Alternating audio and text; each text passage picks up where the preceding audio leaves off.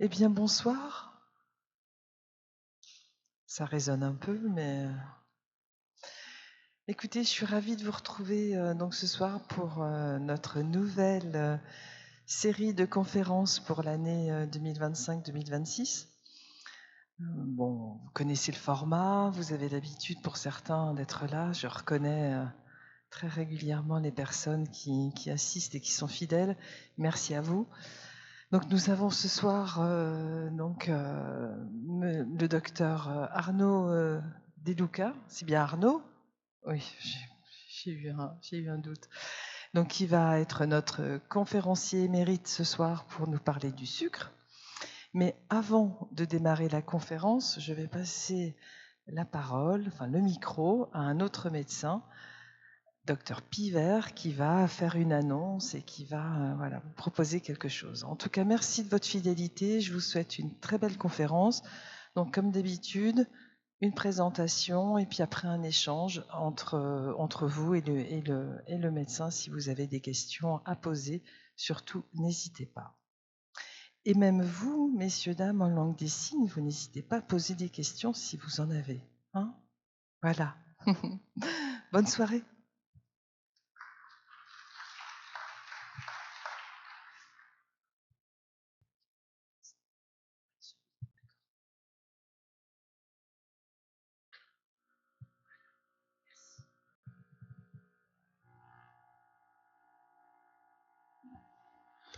Bonjour à tous. Merci à Arnaud et puis à l'ensemble des organisateurs de me donner ce court instant de parole. Donc moi je suis Eric Pivert, je suis médecin à la fac de médecine et je m'occupe dans mes activités de l'enseignement des futurs étudiants. Et dans ce cadre-là, on a une manière d'évaluer les étudiants d'une manière théorique et aussi d'une manière pratique. Et c'est dans ce cadre-là que je viens vous solliciter. Parce que dans l'évaluation pratique, on a ce qu'on appelle les ECOS, qui sont des examens cliniques objectifs standardisés, dans lesquels on met les étudiants en situation, et parmi ces situations, on les entraîne à interagir avec des patients. Et donc vous comprenez ma demande, c'est qu'on a besoin de patients dits standardisés, qui sont en fait, qui jouent le patient et qui permettent d'évaluer leur interaction. Les promotions à Tours se sont enrichies de nombreux étudiants. On a quasiment 300 étudiants par promo. Et donc, on a un nombre croissant, on a un besoin croissant de patients pour ces situations cliniques. Et pas plus tard que là, quand on a fait les évaluations, il nous manque à peu près une quarantaine de patients standardisés pour les prochaines épreuves qui ont lieu en mars et en mai l'année prochaine. Donc il y a des épreuves facultaires et des épreuves qui comptent pour le concours de l'internat et donc qui sont importants. Alors la plupart des participants standardisés qui ont été impliqués les années précédentes en tirent une expérience enrichissante. C'est une manière de voir un peu comment les étudiants progressent, les voir en situation, et surtout ça vous permet de contribuer à la formation des futurs médecins. Donc si vous êtes intéressé, si vous souhaitez vous impliquer, vous avez ici sur la diapositive qui est derrière moi les informations. Donc soit vous le prenez à travers le QR code, vous avez un mail et un numéro de téléphone, et ce qui permet de vous rapprocher de l'équipe qui est en charge des patients standardisés. Et cette implication, c'est un temps de formation et puis la participation aux épreuves. C'est environ une demi-journée. Les épreuves, on vous mobilise pendant une demi-journée pour ces différentes situations. Voilà. Donc n'hésitez pas, il y a une journée, de toute façon il y a une réunion d'information qui vous explique plus en détail que ce que je viens de faire aujourd'hui, et puis vous êtes libre ensuite de décider si vous souhaitez participer ou non. Voilà. Je vous remercie de votre attention. Passez une bonne soirée en compagnie du professeur Deluca. Et puis, j'espère vous avoir motivé. Bonne soirée.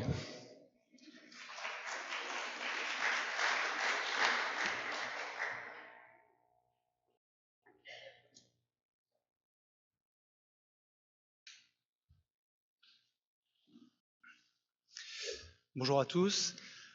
Je suis Arnaud Deluca, je suis professeur de nutrition à l'Université de Tours. Et donc, je remercie l'organisation de me permettre de parler d'un sujet passionnant, le sucre. Et on va aborder ça de différentes façons. Alors j'espère que ça ne fera pas trop catalogue sur certains aspects, mais en tout cas, c'est pour disséminer différentes idées et de façon à pouvoir générer les questions, parce que l'essentiel de cette présentation, ça va être la discussion qu'elle va générer. Et donc, bien sûr, le temps des questions sera très important. Alors, je ne m'étais pas encore très intéressé ou beaucoup penché sur la partie historique du sucre, et à l'occasion de ce topo, ça m'a permis de revoir un petit peu les choses de ce côté-là. Alors, quand on va dans les très anciens temps, à la préhistoire, le sucre, finalement, le sucre ajouté en tout cas, le goût sucré, ça vient du miel, et il n'y avait que le miel. Et puis, depuis la Nouvelle-Guinée, il y a eu un déplacement de la canne à sucre, donc cette canne à sucre va être importée d'abord vers l'Inde, puis vers le Moyen-Orient au VIe siècle, et donc finalement avec une origine différente de ce sucre par rapport au miel, et ce qui va ouvrir à la culture aussi du sucre. Quand on avance un peu dans le temps, au moment des temps modernes, il y a quelques médecins pour lesquels on a gardé quelques écrits, et dont Paracelse, qui est un médecin de Bâle, donc en Suisse, où vous voyez ce qu'il a pu dire: le sucre est très néfaste à la santé, et c'est la dose qui fait le poison. Donc on voit tout de suite déjà la méfiance par rapport à ça. Et un autre médecin, qui était le médecin de Henri IV, Joseph Duchesne, qui lui disait: le sucre sous sa blancheur cache une grande noirceur. Il a dit aussi: tous les grands mangeurs de sucre et de confiture se brûlent le sang et sont communément altérés, et leurs dents s'en corrompent et en deviennent noires. Donc déjà, on voit l'aspect dentaire visible des caries, et d'ailleurs, Louis XIV n'avait plus aucune dent à l'âge de 40 ans, et probablement parce qu'il mangeait trop de sucre. Mais aussi, brûler le sang, on peut peut-être penser à l'augmentation du sucre dans le sang, c'est-à-dire le diabète, et donc c'est un autre élément important. Tout ça nous amène finalement à cette méfiance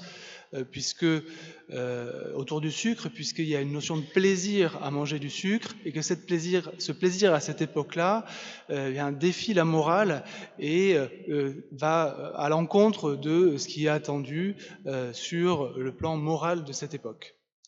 Donc c'est pour ça que finalement c'était quelque chose qui était finalement confiné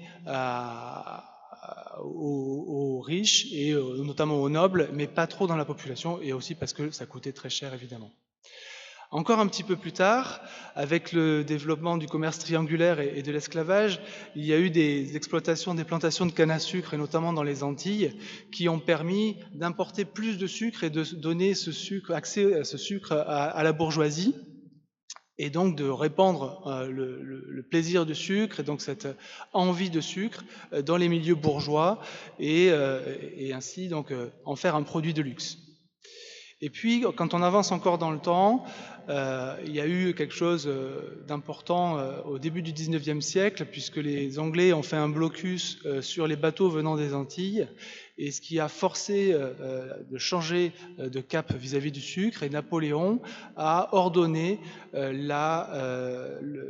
l'obligation, enfin en tout cas le développement des cultures de betteraves sucrières en France, et donc on s'est mis à cultiver la betterave en France, et ce, donc à partir du début du XIXe siècle. Et vous voyez que les pains de sucre pouvaient se présenter comme ceci à la fin du XIXe siècle, et puis après sont apparus les vrais sucres en morceaux, donc au début du XXe siècle, qui ont vraiment démocratisé la consommation de sucre, et ce sucre-là s'est finalement mis à portée de tout le monde. Alors quand on regarde l'évolution de la consommation du sucre en France, vous voyez que, on a peu de chiffres, mais vers 1840, c'était à peu près 3 kilos par habitant et par an, avec une augmentation à 16 kilos par habitant et par an au début 1900, et puis un doublement vers 1960, et finalement, en 2017, les derniers chiffres sont relativement stables, donc pour ainsi dire, ça fait 50 ans qu'on consomme à peu près la même quantité de sucre. Cependant, il faut mettre ça en relation avec la consommation globale, et vous allez voir qu'on va aborder le sucre, mais l'ensemble de l'alimentation, on ne peut pas considérer seulement le sucre. Eh bien, on peut voir aussi qu'il y a une augmentation globale de la quantité d'énergie consommée, et quand on regarde les sucres, vous allez voir l'amplitude des sucres différents, dans ces sucres-là, il y a le pain. Et le pain, lui, sa consommation a diminué au cours du temps, ce qui fait que finalement, on se retrouve dans une situation un petit peu intermédiaire sur la consommation globale. Et donc, quand on regarde l'ensemble des nutriments, alors glucides, ça ne veut pas forcément dire sucre au sens sucre qu'on rajoute les morceaux de sucre, mais c'est l'ensemble des sucres, on va le voir juste après. Toujours est-il que cette consommation, par le biais de la diminution de consommation de pain, dans les années, dans le 19e siècle, a chuté pour atteindre actuellement à peu près 50% des nutriments apportés. Alors quand on dit ça, on parle de proportion, on ne parle pas de quantité totale. Et comme je viens de vous dire, la quantité totale de sucre, elle, a augmenté au cours du temps, et notamment dans le dernier siècle. Et parallèlement à ça, ou plutôt à l'opposé, les lipides, donc les graisses, ont elles augmenté dans l'alimentation. Donc on a vraiment un changement en termes de proportion de type d'aliments, des nutriments, pour la consommation au fil du temps. Mais pour autant, la consommation de sucre, de glucides au sens large, a globalement diminué sur le dernier siècle. Ce qui nous amène aux questions de santé publique. Et là, je vous ai listé les causes de perte d'années de vie en France et les 10 facteurs de risque les plus importants vis-à-vis de cette perte d'années de vie. Alors en noir, je vous mets de côté les choses qui n'ont pas grand-chose à voir avec le sucre, mais vous voyez que en rouge, c'est le sucre directement. L'alcool est un sucre. L'hyperglycémie à jeun, elle est quand même liée à la consommation de sucre. La faible consommation de fruits, les fruits contiennent du sucre, mais surtout des fibres qui sont aussi des sucres. Et donc consommer peu de fruits est un problème. Et en dernier, le dernier rouge est la faible consommation des céréales complètes. Donc le mot complet est également important, on y reviendra tout à l'heure. Et puis en vert, vous avez ce qui n'est pas directement lié au sucre, mais qui est lié finalement à l'alimentation en particulier.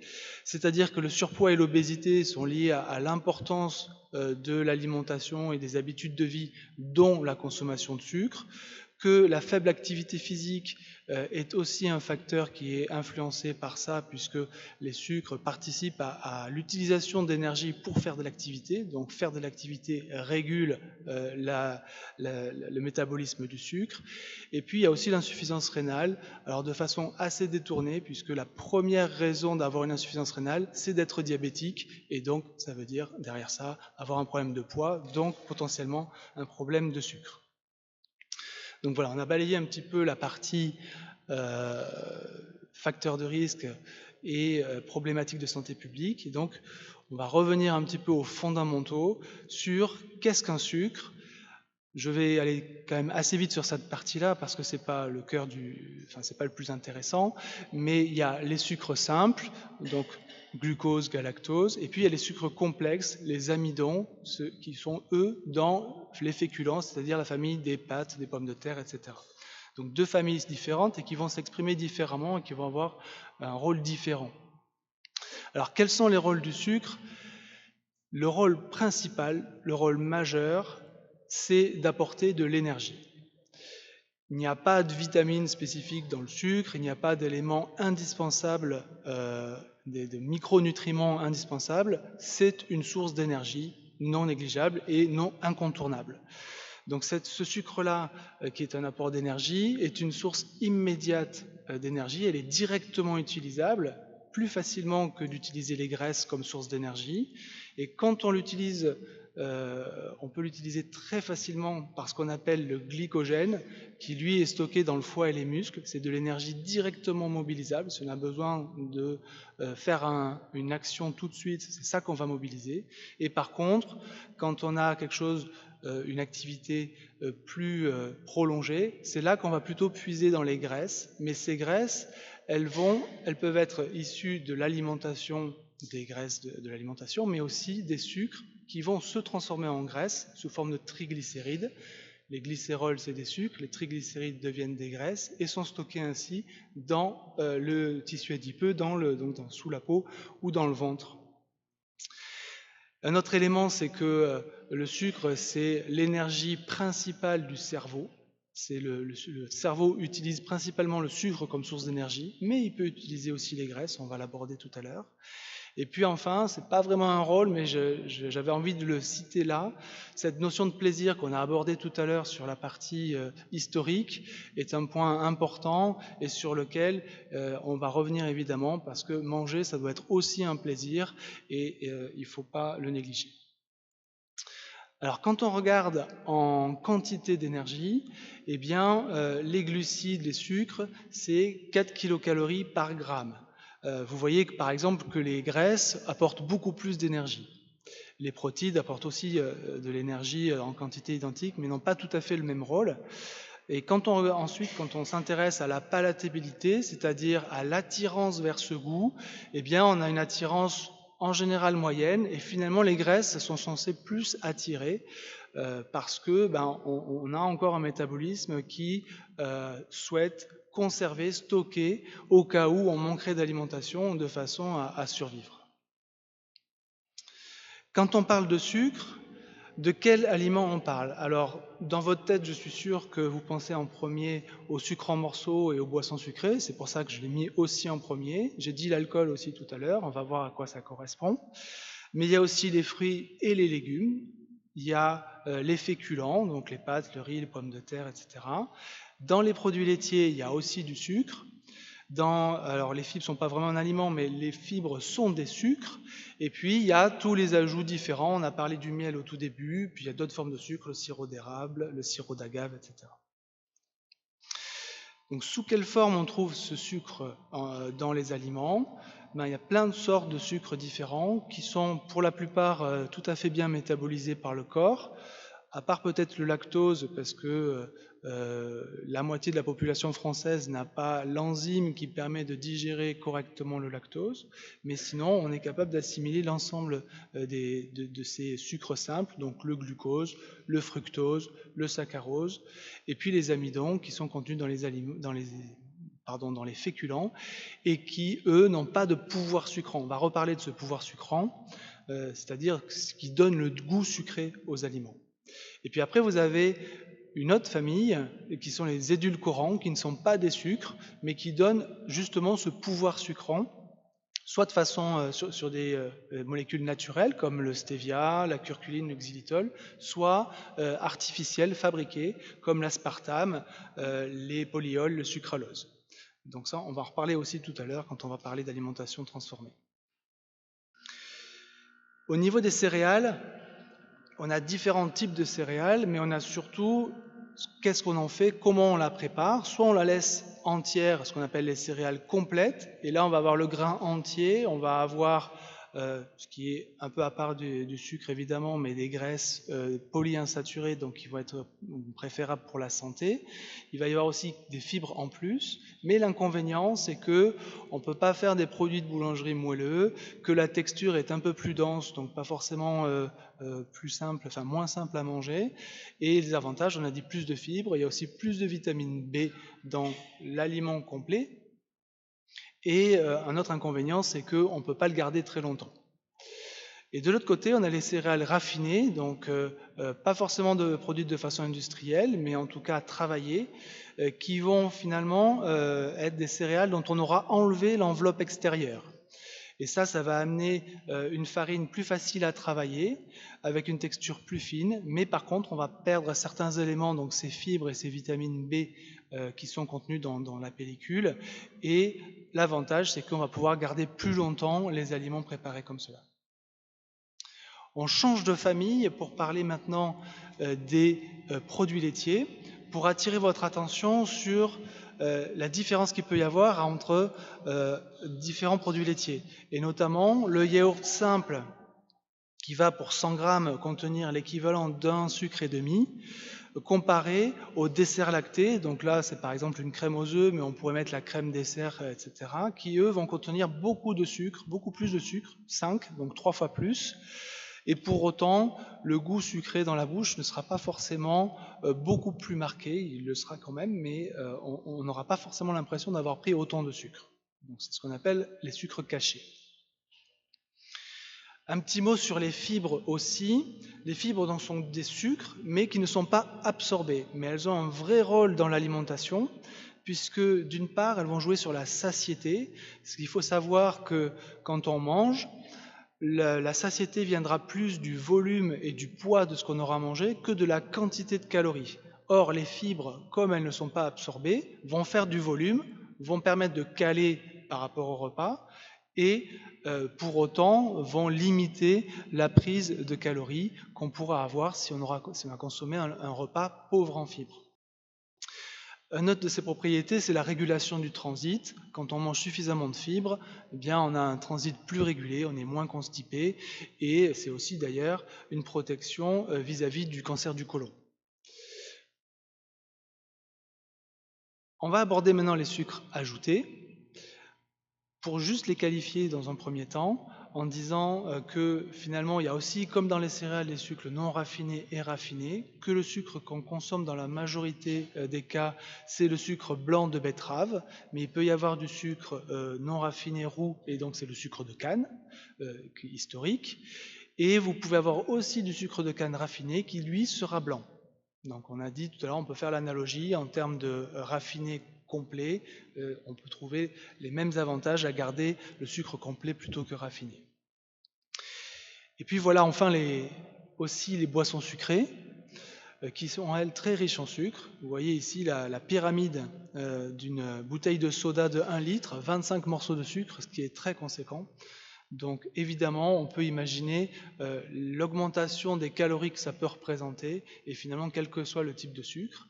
Et ce qu'on retrouve aussi dans les jus de fruits sont très sucrés, et l'ensemble des sodas, on peut faire cette analogie avec le verre qu'on remplit de morceaux de sucre finalement. Un autre aliment qu'on n'identifie pas forcément comme riche en sucre, c'est le chocolat au lait. Donc il peut y avoir jusqu'à la moitié de la plaque de chocolat qui est du sucre. Et donc on parle de chocolat, on devrait parler du sucre au chocolat, si on préfère, plutôt que de véritablement chocolat au lait. Ce qui n'est pas le cas du chocolat noir, où lui, pour le coup, il y a beaucoup plus de cacao. L'alcool, je vous en ai parlé plusieurs fois, le voici. Un verre d'alcool, c'est à peu près 10 grammes, mais comme c'est du sucre, ça apporte des calories. Donc vous voyez, un verre d'alcool, c'est 70 calories, 70 à 80 calories. Donc quand on en consomme régulièrement, alors évidemment, il y a les effets néfastes de l'alcool en soi, mais il y a aussi cet ajout de calories dont il faut tenir compte et auquel il faut être vigilant. Maintenant, un mot sur les produits ultra transformés. Alors la définition des produits ultra transformés, elle n'est pas consensuelle, c'est-à-dire qu'il n'y a pas de définition précise, mais pour autant, c'est ce que je vous ai marqué là, c'est des produits qui vont subir de multiples transformations, donc soit physiques, soit chimiques, avec des ajouts, des process industriels, qui vont faire que le produit initial va être dénaturé et va être modifié par le process industriel. Et donc il y a ces ajouts d'additifs, soit pour le goût, soit pour améliorer la texture, soit pour améliorer l'aspect, ou d'autres substances qui sont, elles, fabriquées chimiquement, comme le sirop de glucose-fructose, qui est un sucre directement artificiel. Donc finalement, je vais vous donner un peu après quelques informations, mais déjà, regardez sur les étiquettes le nombre d'ingrédients, la liste des ingrédients contenus dans ce que vous achetez. Globalement, si vous achetez des produits qui contiennent plus de 5-6 ingrédients et qui ont en plus des E quelque chose derrière, c'est qu'on est plutôt sur un produit ultra transformé qu'un produit relativement naturel et donc potentiellement moins bon pour la santé lorsqu'il est de cette origine. Je vous ai cité quelques exemples en dessous, les nuggets de poulet, les cordons bleus, les pizzas, les gâteaux apéritifs, voilà, tout ce qu'on peut acheter en boîte au supermarché. Les jus de fruits reconstitués, et puis il y a aussi les sucres cachés, et notamment des sucres qui apparaissent dans des recettes qu'on ne soupçonne pas, comme dans les plats préparés, dans le pain de mie aussi, dans le ketchup. Le ketchup est très riche en sucre, et puis le chocolat en poudre qui est comme le chocolat au lait, beaucoup plus riche en sucre qu'en cacao, sauf certains. Je ne citerai pas de marque, mais en tout cas ceux qu'on trouve les plus répandus sont plus riches en sucre. Finalement, les aliments ultra transformés, ils sont globalement plus caloriques, plus gras et donc plus sucré, ce qui est le thème du jour, mais c'est aussi plus salé, ce qui est un problème. Ça, sans rentrer dans le détail, ça va perturber l'absorption d'autres aliments. Ça va aussi entraîner moins de satiété pour les raisons que je vous ai dites tout à l'heure, parce que finalement il y aura moins de fibres, moins de volume et plus de calories. Donc on va avoir tendance à plus manger quand on mange ce type de produit. Et puis il y a aussi l'effet propre des contaminants, des additifs sur la santé. Donc on parle des perturbateurs endocriniens, etc. Je ne m'étendrai pas non plus là-dessus aujourd'hui. Et il y a un dernier élément important, c'est que finalement quand on achète ce type de produit, on ne cuisine plus. Et donc prendre le temps de cuisiner, c'est aussi choisir ses aliments, choisir la façon dont on les prépare, et évidemment c'est essayer d'être acteur de sa santé et d'améliorer son état de santé par ce biais-là. Alors je vous ai dit de regarder le nombre d'ingrédients sur la liste au dos des paquets, mais il y a aussi certains outils qui peuvent aider à mieux sélectionner ce qu'on mange. Ce ne sont pas des outils reconnus sur le plan gouvernemental, mais ce sont des outils intéressants sur le plan scientifique et qui peuvent aider.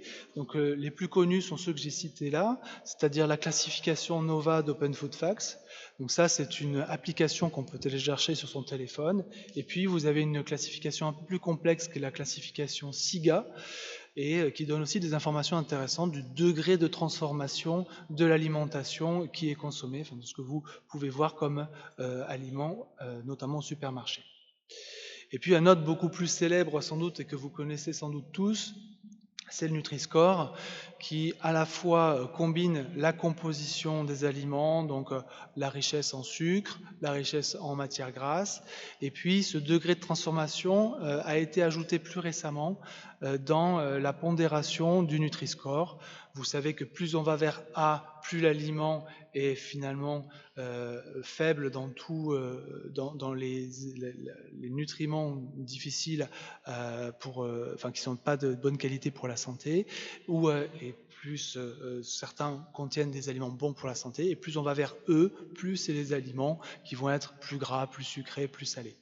En sachant que c'est très important d'avoir comme notion qu'il est complètement aberrant de manger que du A, parce qu'on a besoin d'avoir une alimentation équilibrée. Évidemment, l'huile est E dans la classification Nutri-Score, mais elle est quand même indispensable, et donc c'est pour ça que cette notion de Nutri-Score doit être prise avec des pincettes, et vraiment considérer plutôt de comparer des aliments identiques entre eux. Par exemple, on va dire une conserve de haricots verts d'une marque versus une conserve de haricots verts d'une autre marque, plutôt que de comparer les haricots verts avec l'huile, où évidemment, c'est pas du tout le sujet de dire que l'huile est E et les haricots verts sont A voire B. Donc c'est vraiment dans l'aliment lui-même qu'on peut comparer plutôt que les aliments entre eux, les aliments de différentes catégories. Donc on va aborder maintenant une autre notion qui est l'index glycémique. Alors j'espère que je ne vais pas vous perdre donc quand je vais vous expliquer ça, je vais essayer d'être simple. C'est un petit peu ce qu'on appelait avant les sucres lents, les sucres rapides, mais pas tout à fait comme ça quand même. En tout cas, c'est la réponse glycémique, c'est-à-dire comment réagit le corps en termes d'augmentation de sucre dans le sang par rapport aux aliments qu'on consomme. Et pour ça, on prend pour référence le glucose. On aurait pu prendre autre chose, mais c'est celui-là qu'on a repris, en se disant que plus on se rapproche du glucose, plus l'indice glycémique sera fort, et plus on s'en éloigne, plus il sera bas. Donc ça va être beaucoup plus concret quand je vais vous montrer la courbe juste après, où quand on va avoir un index glycémique élevé, on va avoir finalement une forte réponse, une augmentation du sucre dans le sang plus élevée. Et ensuite, en contrepartie de ça, la réponse du corps va faire qu'on va aller un petit peu en hypoglycémie, pas forcément très bas et en général ça pose aucun problème, mais en tout cas ça montre cette variation liée au fait d'apporter un sucre d'index glycémique fort, alors qu'à l'opposé, quand on a un index glycémique faible, la courbe verte, eh bien on aura une courbe beaucoup plus lisse avec une légère augmentation, puis un atterrissage en douceur pour retrouver une glycémie adaptée. Donc vous comprenez que les index glycémiques bas vont être préférés aux index glycémiques élevés parce qu'ils vont moins solliciter le métabolisme, l'organisme, pour répondre à cette prise de sucre. Et pour complexifier un tout petit peu les choses encore, ça marche quand on a un sucre tout seul, mais comme je vous ai dit tout à l'heure, on mange jamais qu'un sucre tout seul, enfin rarement. On mange un repas normalement, et donc ça veut dire qu'on mélange des aliments. Et donc les fibres, les lipides, les protéines vont influencer cette réponse au sucre, et donc c'est pour ça que c'est quand même assez complexe finalement à interpréter et que on ne peut pas avoir des messages vraiment uniformes par rapport à ça, mais au moins donner des messages globaux vis-à-vis de cette consommation d'index glycémique bas. Un dernier élément, c'est la texture et la cuisson qu'on ne maîtrise pas toujours et qui sont aussi des facteurs de variation de cet index glycémique. Alors maintenant, on va aborder les sucres dans l'alimentation. Donc, je l'ai dit déjà plusieurs fois, on ne peut pas considérer que l'alimentation se résume à un aliment à côté d'un aliment, mais c'est un mélange d'aliments. Et en plus de ça, quand on va vouloir toucher à réduire tel ou tel aliment, il faut considérer aussi que ça va forcément avoir un impact sur le reste de l'alimentation et potentiellement on va augmenter un autre type d'aliment, reste à savoir lequel. Donc il y a la partie repas et puis il y a la partie environnement aussi. J'ai parlé de plaisir tout à l'heure, je peux parler de convivialité. Partager le repas, c'est quelque chose de très important. Et donc les dispositions dans lesquelles on est au moment du repas sont aussi un élément important quand on aborde le repas et qui va faire qu'on va manger peut-être différemment. Et un dernier élément que je vais reprendre à plusieurs reprises aussi, c'est que il n'y a aucun interdit. Ici, on est en train de dire que le sucre peut poser problème, mais supprimer le sucre, on comprend bien que ça n'a aucun intérêt. Déjà parce que c'est une source d'énergie importante, comme on l'a dit tout à l'heure, mais aussi parce que interdire certains types d'aliments risque de générer de la frustration et donc des craquages et éventuellement de prendre plus ce type d'aliments ou avoir des comportements alimentaires inadaptés. Alors quand on parle d'objectifs d'équilibre alimentaire, l'idée c'est de pouvoir couvrir les besoins nutritionnels. Et ça à tous les âges de la vie, quelles que soient les conditions, femme enceinte, allaitante par exemple. C'est aussi maintenir l'état de santé correct et les fonctions physiologiques. Et puis aussi, c'est prévenir les maladies liées à l'alimentation. On va en reparler juste après. Et vous avez à droite une image de repas type qu'on peut remettre à l'hôpital. Alors l'hôpital, je vous accorde que c'est pas l'endroit tout venant, pour lequel les problématiques sont différentes de l'alimentation à la maison, mais on peut voir comme ça l'équilibre alimentaire au sens large, l'équilibre qui ne se passe pas sur un seul repas, mais sur plusieurs jours. On considère vraiment plusieurs jours quand on parle d'équilibre alimentaire et pas juste repas par repas, ça c'est aussi un point important. Donc je pense que vous connaissez tous la pyramide des aliments.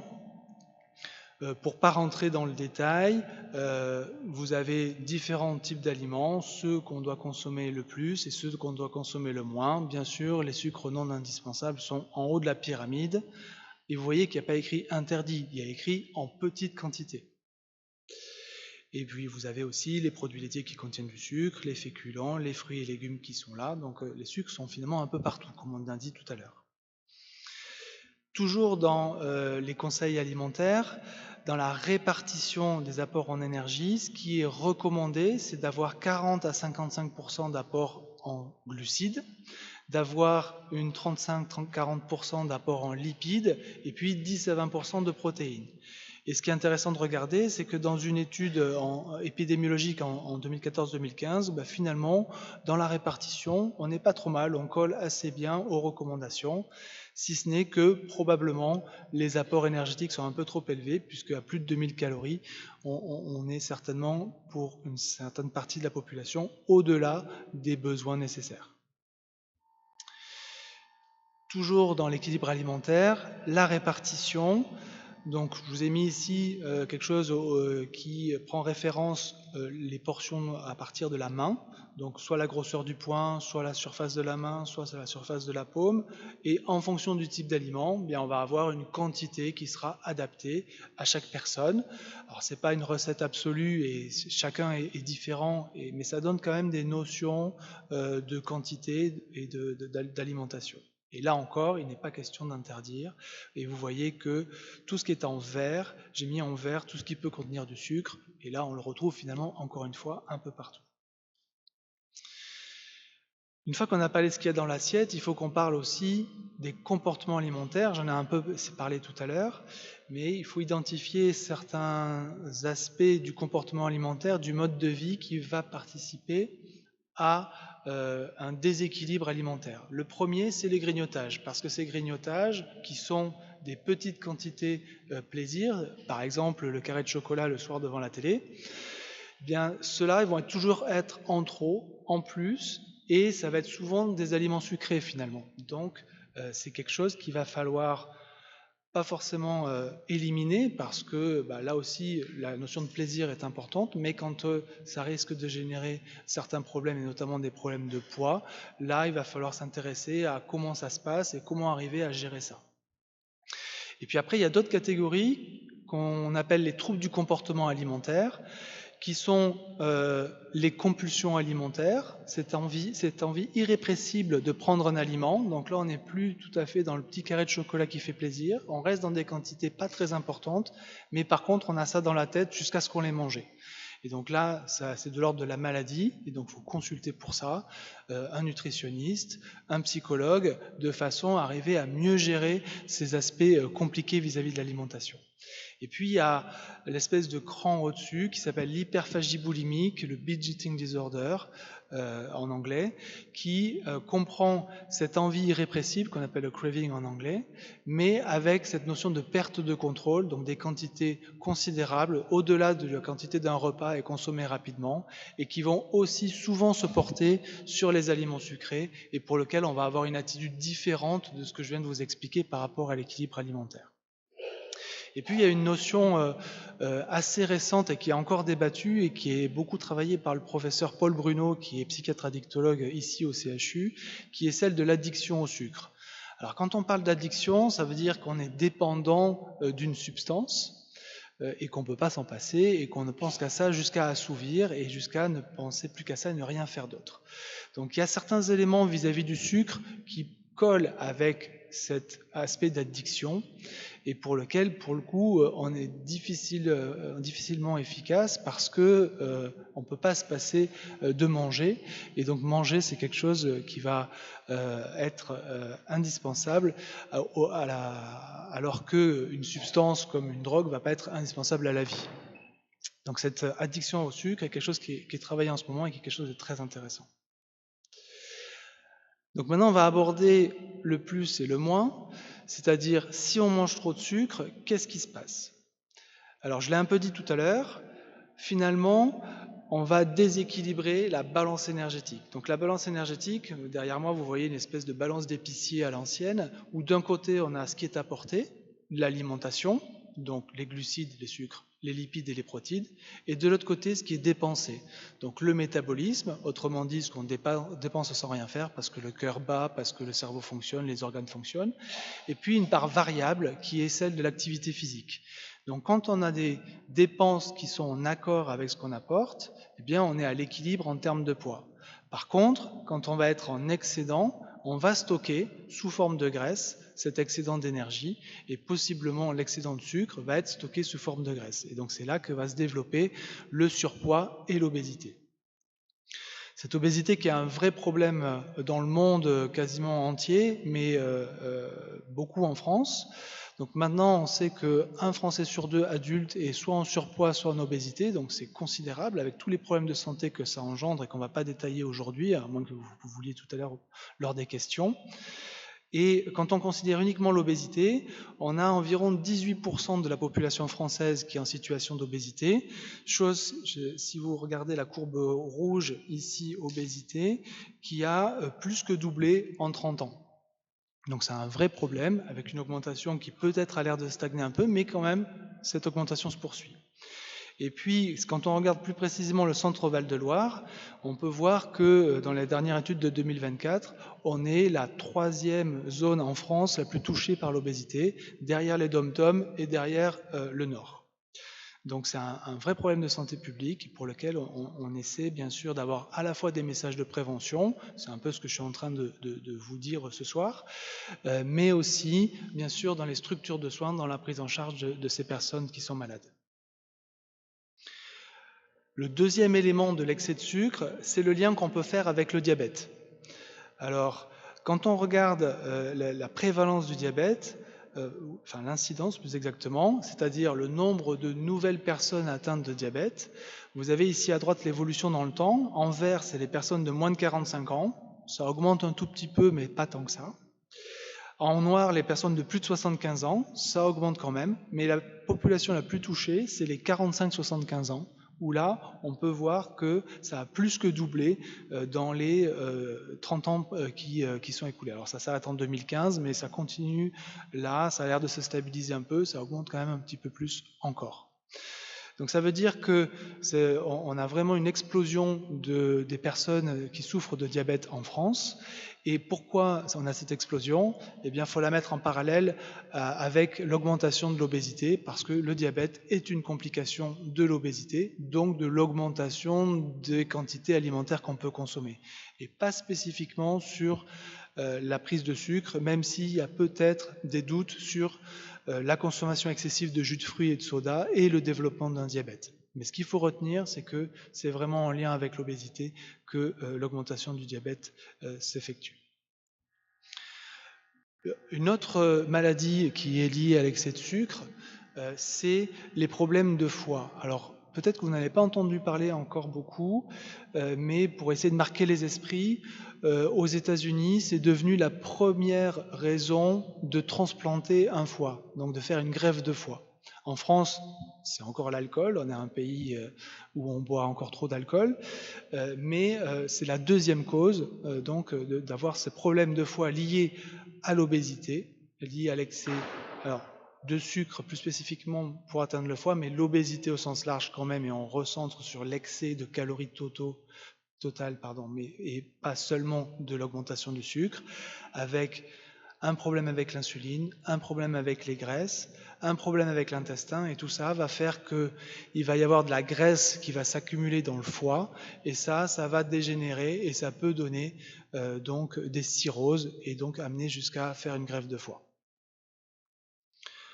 Un peu moins grave, mais quand même embêtant, et on l'a dit à propos de Louis XIV, les problèmes dentaires, qui sont source à la fois donc d'extraction et donc de difficultés de mastication, et ce qui peut engendrer donc des conséquences au quotidien. Et donc ça, c'est important d'avoir une bonne hygiène dentaire et de consommer moins de sucre qui vont se loger entre les dents. Maintenant qu'on a parlé de l'excès, on va parler de les situations où on va diminuer le sucre. Alors, ces situations sont rares, mais ça s'appelle finalement un régime cétogène. Autrement dit, si on enlève le sucre, il faut bien trouver l'énergie sous une certaine forme, et cette forme-là, c'est les graisses. Et donc, le cétogène, ça veut dire beaucoup de graisse et très peu de sucre.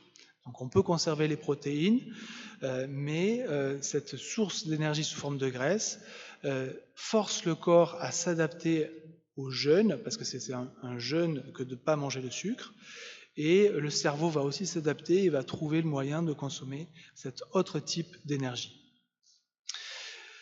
Pour être démonstratif et pour en parler de façon très simple, quand on essaye de faire ça et quand on mange entre les 3/4 et 90% d'énergie sous forme de graisse, eh bien, souvent on fait ça quand on a envie de perdre du poids.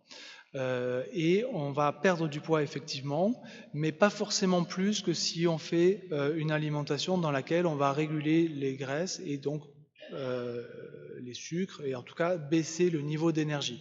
Donc ça ne va pas être forcément plus efficace sur la perte de poids.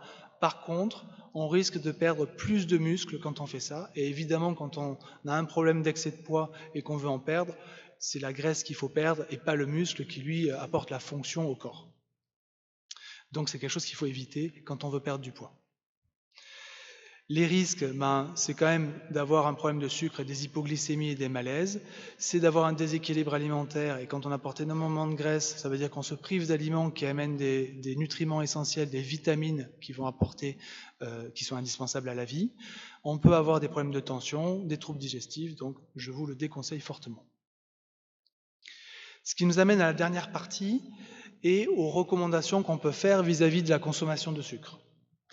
Donc selon l'OMS, il faut limiter les sucres libres dans les aliments, moins de 10%, c'est un peu ce qu'on a vu tout à l'heure avec la pyramide alimentaire, et donc 25 grammes par jour, 6 cuillères à café. Pour l'ANSES, qui est une instance française, on peut classer, donc selon l'âge, 13 ans et plus, c'est-à-dire y compris les adultes, c'est pas plus de 100 grammes de sucre par jour hors lactose, galactose, c'est-à-dire les produits laitiers, et pas plus d'un verre de boisson sucrée. Pour les enfants de 8 à 12 ans, c'est 75 grammes. Pour les enfants de 4 à 7 ans, c'est 60 grammes. En sachant que quand on observe les consommations, on voit que 20 à 30% de la population excède ces recommandations-là. Non, c'est les ajouts, c'est pas les féculents, c'est seulement les sucres. Voilà. Dans les sucres toujours, il faut limiter les sucres liquides qui vont avoir un effet plus important puisque c'est ceux qui ont l'index glycémique, vous vous souvenez, qui font varier le plus la glycémie, parce que ça va contribuer à la prise de poids, contribuer aussi au stockage des graisses sous forme de triglycérides, que cette réduction de sucre est conforme aussi à ce qui a été dit par l'OMS, donc à la réduction globale du sucre dans l'alimentation, et puis éviter aussi les édulcorants. Je vous ai cité tout à l'heure ce que c'était, mais on sait que ça n'a aucune efficacité quand on veut perdre du poids. Ça donne du goût sucré sans apporter des calories, mais les calories, elles sont prises autrement, et ça garde cette appétence au sucre qui ne va pas arranger les choses. Quand on regarde un peu chez l'enfant, les messages sont d'abord préventifs, c'est-à-dire essayer de limiter l'attrait vers le sucre par une éducation à la santé, à limiter les apports en sucre, ne pas faire consommer de soda régulièrement, pas trop de gâteaux sucrés, des produits industriels, pour que cette appétence vers le sucre ne devienne pas une habitude de vie, que l'enfant ne se construise pas avec, parce que ce qu'on connaît dans l'enfance, on va le garder tout au long de sa vie, et donc on risque de conserver ses habitudes et d'engendrer une obésité. Et donc dans le carnet de santé, là je vous ai fait une reproduction du carnet de santé de 2000, qui a été diffusé en 2018. On voit que déjà avant 6 mois, on ne donne pas de sucre ajouté, et après 6 mois, on voit que c'est à limiter, et tout au long de la vie finalement. Pour être complet, il faut aussi qu'on parle de l'activité physique. Je vous l'ai cité au tout début en disant que ça a aidé à réguler le métabolisme du sucre. Eh bien, ça aide aussi à l'équilibre pondéral, donc à réguler le poids, à avoir une meilleure qualité de vie, à améliorer les habitudes de vie. Ça utilise le sucre quand on fait de l'activité, donc ça permet aussi de maintenir la masse musculaire. Donc tous ces bienfaits-là de l'activité physique doivent être considérés et s'intégrer dans un mode de vie qui soit sain. Donc on en arrive à la conclusion. Pour dire les messages principaux de ce que j'ai essayé de vous transmettre, c'est en premier lieu qu'on mange trop de sucre.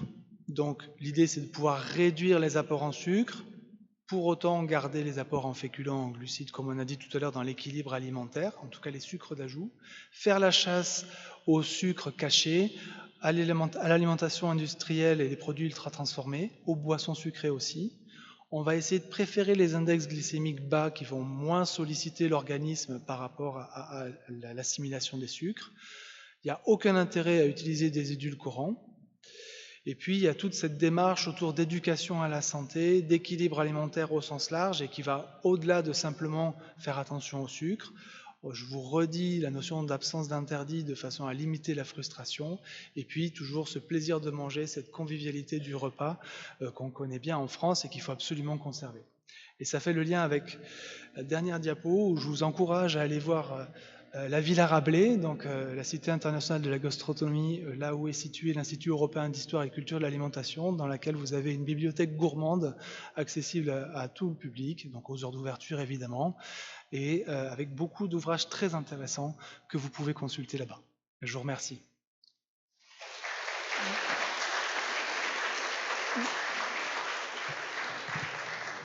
Merci, professeur De Luca, pour cette conférence. On va passer aux questions, si vous en avez.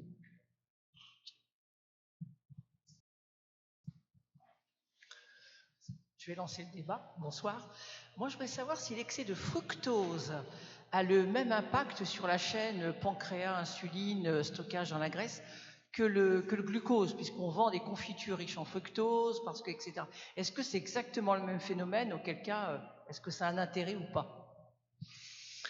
Alors, c'est très difficile de savoir l'effet propre d'un seul sucre, mais on a quand même l'impression effectivement que le fructose est un peu plus délétère pour la santé que peut l'être le saccharose en particulier. Donc, c'est vrai que le fructose peut avoir un peu plus d'impact potentiellement sur les problèmes de stéatose hépatique, donc de graisse dans le foie, et également sur tout le métabolisme insulinique.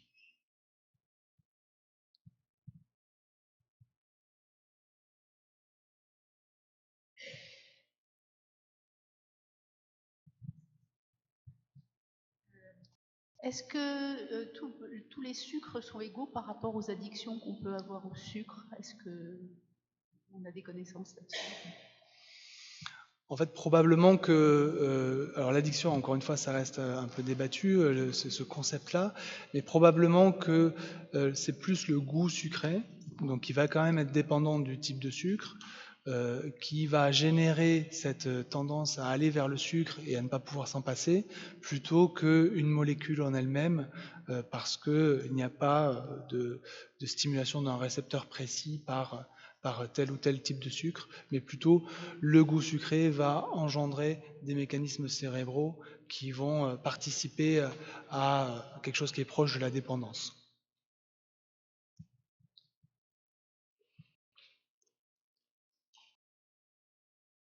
Bonsoir, merci pour cette présentation très qualitative. Moi, je voulais juste être sûre d'avoir compris deux notions et je voulais juste rebondir à l'instant sur la stéatose hépatique que vous avez évoquée. Est-ce qu'on peut se faire tester de ça quelque part? La stéatose hépatique? Oui. Alors, le vrai diagnostic de la stéatose, c'est une biopsie. Voilà. Mais ça, on le fait que quand on a de forts arguments par rapport à ça. Quelque chose de très simple. Donc déjà, si on n'a pas de problème de poids, on n'a pas de stéatose. Si on veut dépister les choses, en pratique, une prise de sang peut permettre de faire un débrouillage en dosant donc les enzymes du foie, les plaquettes et en prenant en considération l'âge. Ça donne un score qui nous dit on peut raisonnablement envisager qu'il y a ce risque-là, et compléter ensuite par une échographie et une mesure qui s'appelle l'élastométrie, et qui permet de voir si finalement on a là aussi des arguments. Donc finalement, de façon assez simple, avec une prise de sang et une échographie, on arrive à débrouiller la majorité des cas. Merci. Et les deux notions que je voulais être sûre d'avoir bien comprises, c'était la distinction entre les fibres solubles et insolubles. Et la deuxième, c'était ce que j'ai vu écrit sur le diapo, les lipides ralentissent l'assimilation des nutriments, c'est bien ça? En fait, les lipides ralentissent la vidange gastrique et finalement freinent l'assimilation des nutriments. Et puis pour ce qui est des fibres, je vais vous remettre la diapo, ça sera plus simple. Voilà. C'est éteint ?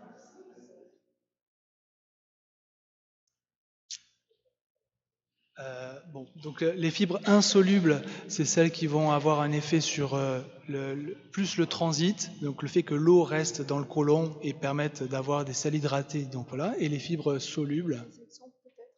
Pardon ? Je ne voulais pas vous couper, mais effectivement, c'est ce que je me souvenais de la diapo, mais je voulais peut-être des exemples concrets. C'est des haricots, c'est des petits pois. Qu'est-ce que c'est ce qui... Quel type d'aliments ? Oui, merci. Eh bien, en général, elles sont souvent mélangées. C'est-à-dire qu'il n'y a pas un type d'aliment qui contient une fibre soluble et les autres des fibres insolubles, mais c'est plutôt un mélange de fibres qui correspond à l'alimentation. Donc c'est vrai que les légumes sont plutôt riches en fibres insolubles, mais il faut considérer que la majorité des aliments contiennent des deux types.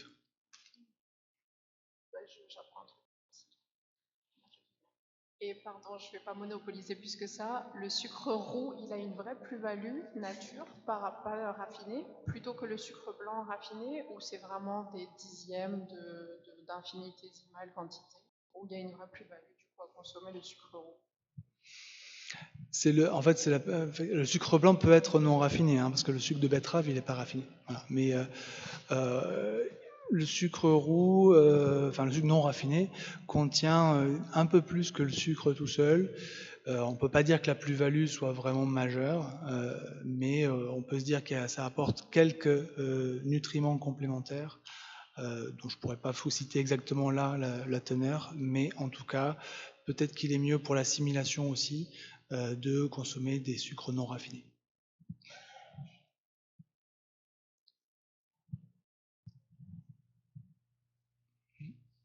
Est-ce que l'élimination entre l'homme et la femme, est-ce qu'on élimine de la même façon les sucres?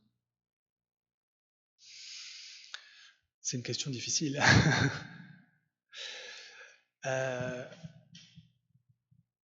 En fait, ça va surtout dépendre de la situation métabolique. Donc, à l'état normal, l'homme et la femme gèrent aussi bien le sucre.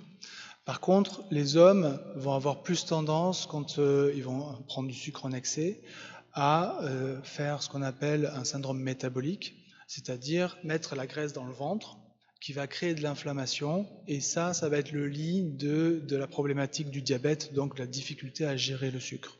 Alors que les femmes, schématiquement, vont plutôt avoir une graisse qui va être plutôt sous la peau, donc mieux répartie dans le corps, et c'est une graisse qui est moins embêtante sur le plan métabolique, qui a aussi ses inconvénients bien sûr sur le plan mécanique, mais moins sur le plan métabolique.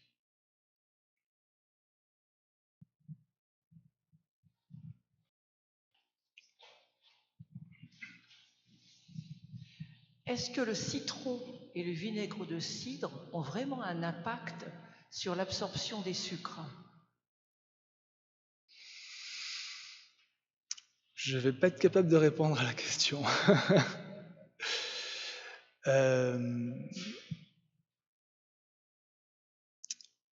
Non, je suis désolé, je ne vais pas être capable de répondre, il faudrait que je cherche, mais c'est pas quelque chose que... C'est peut-être une fausse idée alors. C'est possible.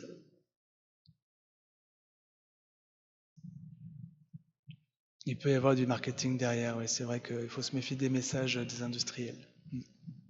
Bonsoir. Quels sont les impacts d'un excès de sucre sur l'énergie vitale et éventuellement le cerveau? Alors, qu'appelez-vous l'énergie vitale? Est-ce que ça peut mener à un épuisement? Donc le sucre se nourrit essentiellement, enfin le cerveau se nourrit essentiellement de sucre. Quand on en manque, on peut utiliser, donc comme je l'ai dit, les corps cétogènes. Après, le sucre a son rôle principal d'apport d'énergie. Donc ça va être surtout la question de est-ce qu'on apporte suffisamment d'énergie ou pas. Mais si votre questionnement est autour de est-ce que trop de sucre peut amener à un épuisement, en fait, ça va être plutôt les conséquences sur l'augmentation du poids, les problématiques autour de la relation aux autres, etc. Mais en tout cas, le sucre en soi, non. J'espère que ça répond à votre question.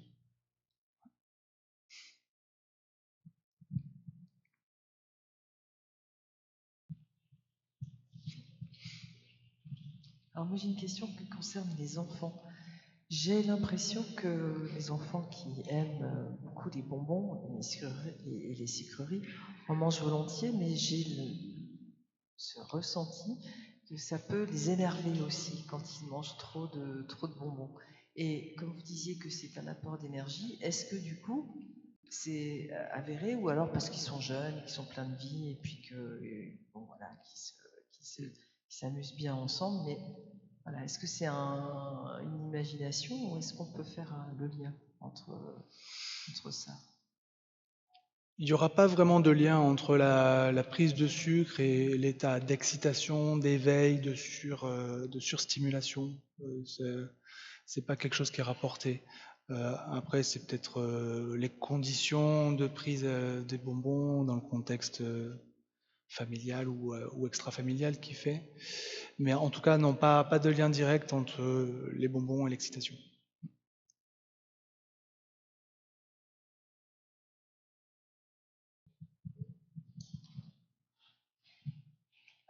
On parle de la quantité de sucre mangé, mais finalement, dans le goût sucré, il y a des paliers, il y a des goûts sucrés assez doux et des goûts sucrés qui contiennent beaucoup de sucre.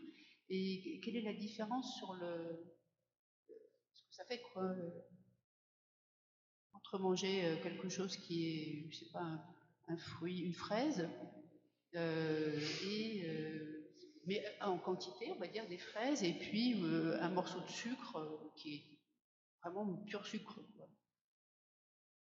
Alors, qu'est-ce que ça fait sur quoi? L'impact, c'est-à-dire, est-ce que c'est la quantité globale ou moi, il me semble que quand on dit aux enfants de ne pas manger trop sucré, il y a des aliments pas de bonbons, pas de sucre, des morceaux de sucre, finalement, ça a un impact sur ce qu'on sent au niveau du goût. C'est-à-dire que quand on mange des choses très sucrées, après, par exemple, une fraise semblera même pas sucré du tout, quoi. Ah oui, donc c'est en comparaison, effectivement, quand on prend quelque chose qui est plus de goût, et en l'occurrence sucré, si on prend quelque chose de sucré mais qui l'est moins, effectivement, on va le sentir très fade. Après, la différence va être dans le goût sucré. On a dit que certains sucres avaient un pouvoir sucrant différent. Et les édulcorants jouent là-dessus. Alors, c'est pas des vrais sucres parce qu'ils n'ont pas de calories, mais le pouvoir sucrant va être vraiment multiplié.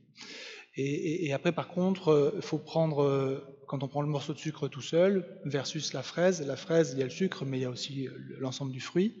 Donc, il va être absorbé différemment. Et en plus, le sucre va être vraiment la partie index glycémique élevé, donc va jouer plus sur au niveau métabolique, va solliciter plus l'organisme. Merci.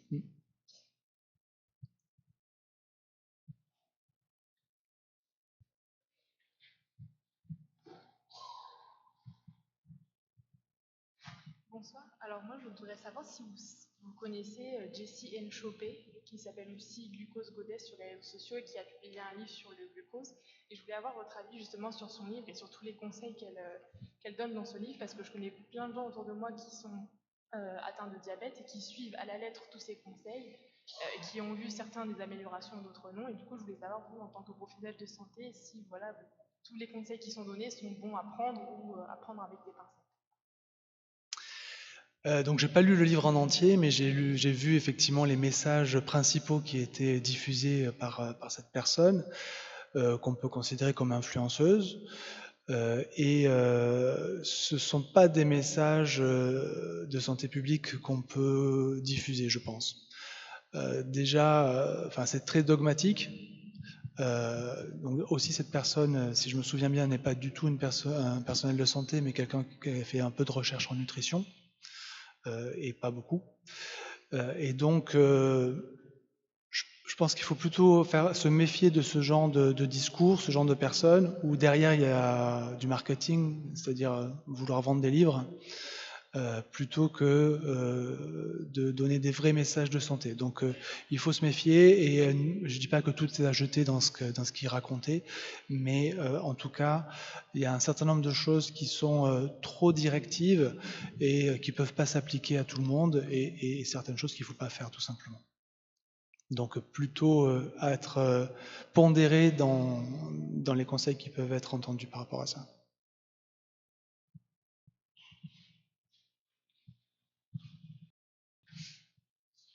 Moi, je voulais avoir, je pense que c'est une confirmation.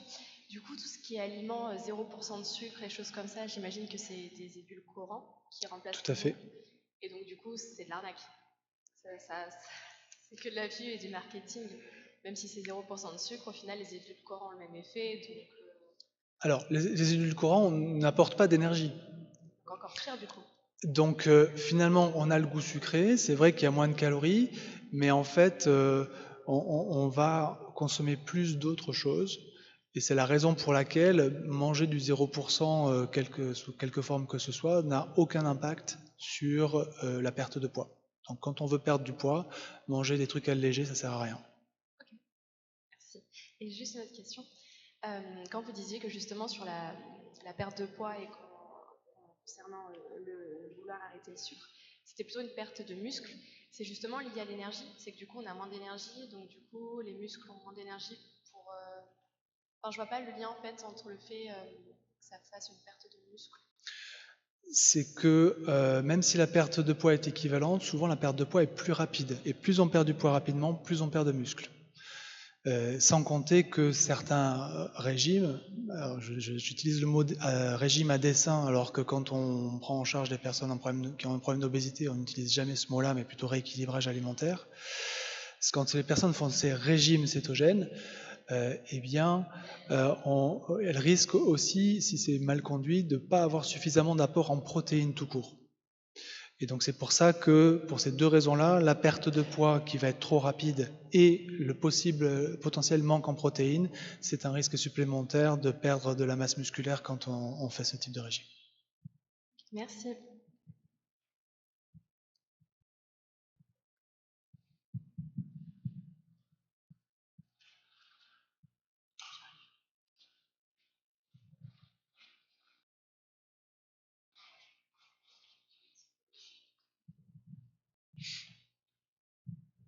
Que pensez-vous de l'hypnose par rapport à cette addiction?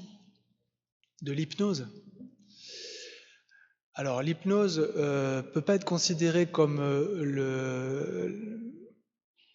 traitement principal de la problématique autour du sucre. Alors quand on dit addiction, il faut faire attention, mais voilà, ça peut être l'hyperphagie boulimique, ça peut être les compulsions. Par contre, ça peut être une aide précieuse, complémentaire à la prise en charge plus conventionnelle, enfin je ne sais même pas si c'est le mot, mais en tout cas plutôt sur la partie diététique, psychologique qui est un élément majeur. Donc l'hypnose peut apporter vraiment des choses en plus et tout à fait intéressantes dans cette optique-là, oui. Mais complémentaire au reste, pas seul.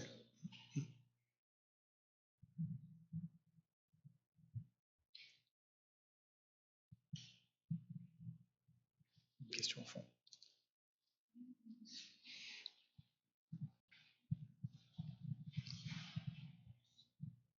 Bonsoir.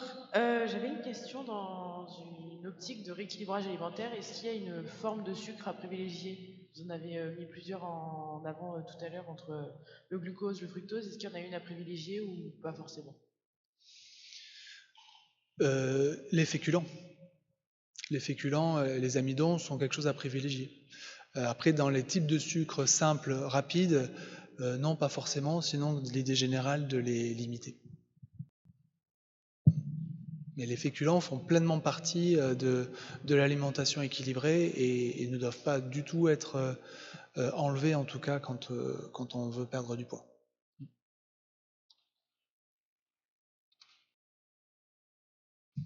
Auquel cas, sirop d'agave, sirop d'érable, quand un indice glycémique moyen, voire inférieur, ils peuvent être consommés pour du coup, je dirais à volonté, ou ils doivent être aussi restés dans une dynamique très restreinte? Il faut les restreindre, ça reste des sucres d'ajout.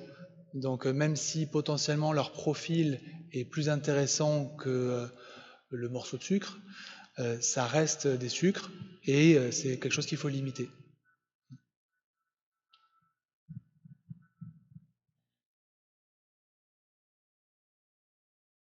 Merci à vous pour ces échanges et pour cette conférence. Je vous souhaite une très belle soirée et nous on se retrouve le 18 décembre ici même pour le thème cette fois-ci de la crise d'ado ou mal-être profond, savoir repérer et orienter. Je vous souhaite une belle soirée.